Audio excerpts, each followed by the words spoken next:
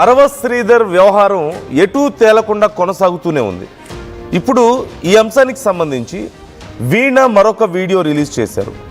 ఇరువురి మధ్య జరిగినటువంటి వాట్సాప్ చాట్ని లీక్ చేశారు వీణ. నెల రోజులు గడుస్తున్నా కమిటీ ఏ నివేదిక ఇవ్వలేదంటున్నారు. పవన్ కళ్యాణ్ కూడా తనకు న్యాయం చేయడం లేదని, నేను ప్రభుత్వం మీద పూర్తి నమ్మకం ఉంచుకున్నానని, కానీ తనకు ఎవరూ న్యాయం చేయడం లేదని, ఇక నా కొడుక్కి నాకు చావే దిక్క అంటూ ప్రశ్నిస్తున్నారు. తప్పు చేసిన ఎమ్మెల్యే ఆనందంగా క్రికెట్ ఆడుకుంటూ ఉన్నాడు. ఎమ్మెల్యేని నమ్మి మోసపోయి పిచ్చిదానిలాగా నేను తిరుగుతున్నాను. నా బాధను ఎవరు పట్టించుకోరా అంటూ వీణ కన్నీళ్లు పెట్టుకుంటున్నారు. ఇప్పుడు అరవ శ్రీధర్ తను గతంలో చేసినటువంటి చాట్కి సంబంధించిన డీటెయిల్స్ కొన్ని బయటికి రిలీజ్ చేశారు. అలాగే ఒక 2 వీడియోస్ని బయటికి రిలీజ్ చేసినట్లుగా తెలుస్తోంది. వాళ్ళిద్దరూ ఏం మాట్లాడుకున్నారు, అప్పుడు సిచ్యువేషన్స్ ఏంటి అనే దానికి సంబంధించి. ప్రధానంగా ఇక్కడ ప్రభుత్వం మీద నాకు పూర్తి నమ్మకం ఉంది, కానీ ప్రభుత్వం నాకు న్యాయం చేయడం లేదు. సరే, డిప్యూటీ సీఎం పవన్ కళ్యాణ్ని కలిసి నా గోడు వెళ్ళబోసుకుందాం అనుకున్నాను, ఆయన నన్ను కలవడం లేదు, నన్ను పట్టించుకోలేదు.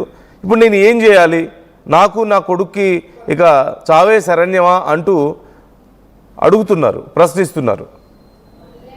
ఈ నేపథ్యంలో అసలు ఏం జరుగుతుంది? ఓ పక్క జనసేన వేసిన కమిటీ తనను అప్రోచ్ అవ్వలేదు, ఈ విషయంలో తనని కాంటాక్ట్ చేయలేదు, అందుకని తానే చేశారని చెప్తున్నారు. తానే కొన్ని డీటెయిల్స్ పంపించడం అవన్నీ మనం చూసాం గతంలో.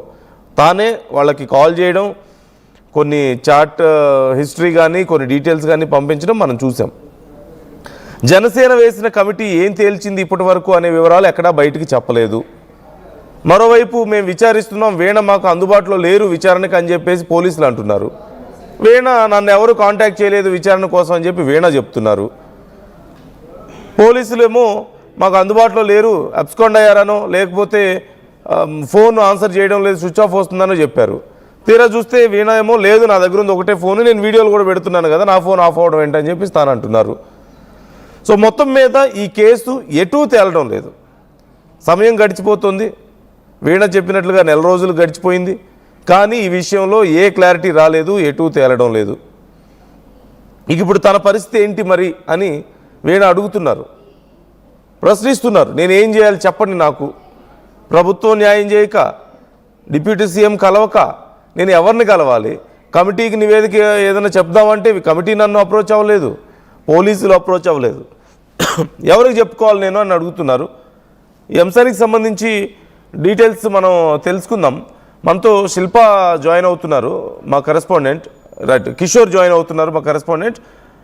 కిషోర్తో ఒకసారి మాట్లాడదాం. ఆ తర్వాత అసలు వీణ ఏమన్నారు, ఆ వీడియోలో ఏముందనేది కూడా మనం చూడబోతున్నాం. ముందుగా కిషోర్ మరొక వీడియోని రిలీజ్ చేసినట్లుగా తెలుస్తోంది. తనకి ఎవరు న్యాయం చేయడం లేదంటూ వాపోతున్నారట. అసలు ఏంటి పరిస్థితి, విచారణ ఏం జరుగుతుంది?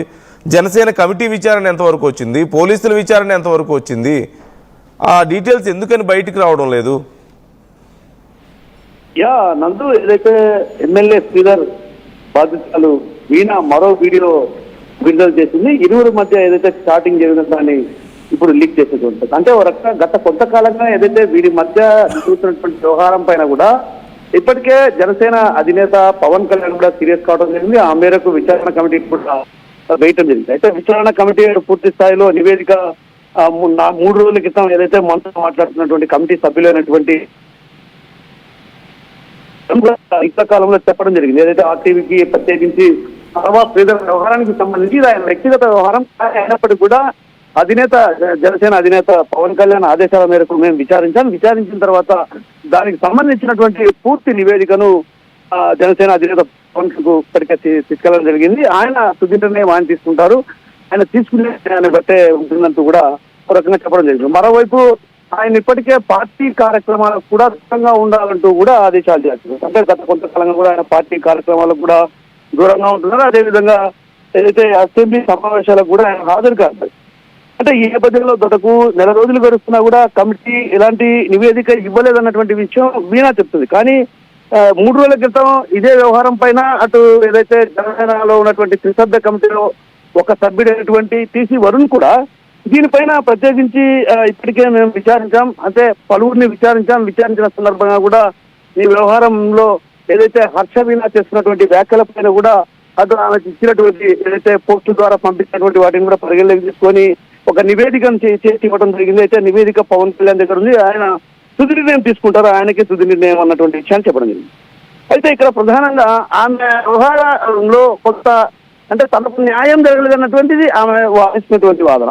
అటు పూర్తి స్థాయిలో తనకు ప్రభుత్వం పైన కూడా నమ్మకం లేదు, ఎందుకంటే పవన్ కళ్యాణ్ కూడా తనకు న్యాయం చేయడం లేదన్నటువంటి భావన ఆమె వ్యక్తం చేస్తూ కూడా ఇప్పుడు వీడియో రిలీజ్ చేసింది. ఇక నా కొడుకు నాకు సావే దిక్కంటూ కూడా ఆమె ఈ వీడియోలో చెప్పడం జరిగింది. తప్పు చేసిన ఎమ్మెల్యేని ఆనందంగా క్రికెట్ ఆడుతున్నాడు అంటూ కూడా ఆమె వ్యాఖ్యలు చేశారు. అంటే ఎమ్మెల్యేను నమ్మి మోసపోయినటువంటి పిచ్చిదానిలాగా నేను తిరుగుతుంటే తను మాత్రం హ్యాపీగా క్రికెట్ ఆడుకుంటున్నాడు, నా బాధను అటు ఎవరు పట్టించుకోవడం లేదంటే తన ఆవేదన వ్యక్తం చేస్తున్నటువంటి.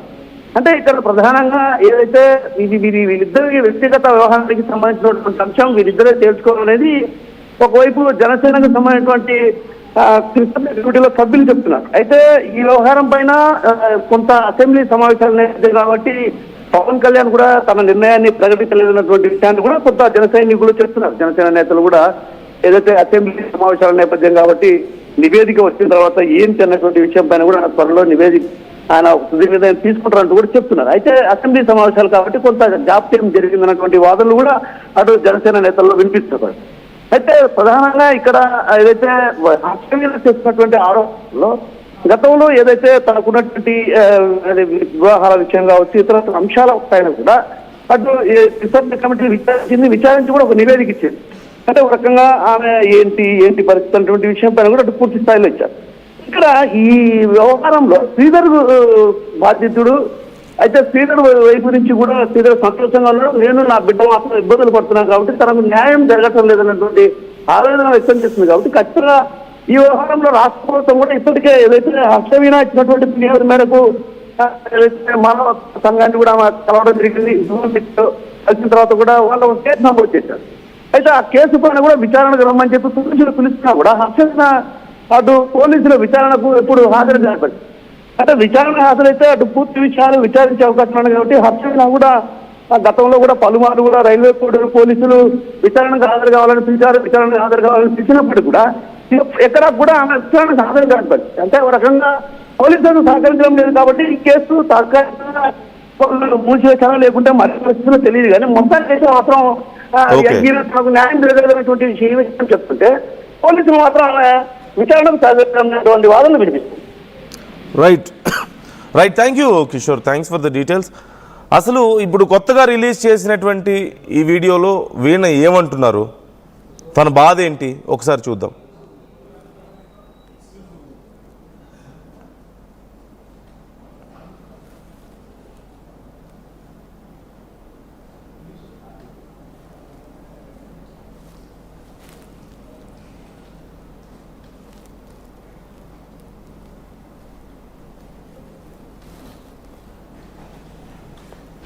రేపటితో నెల అవుతుంది నా ప్రాబ్లమ్ని నేను ఎక్స్పోజ్ చేసి. ఈ నెల రోజుల్లో నాకేం న్యాయం జరిగిందా అని చెప్పేసి నేను ప్రశ్నించడానికి మాత్రమే ఈ వీడియో చేస్తున్నాను.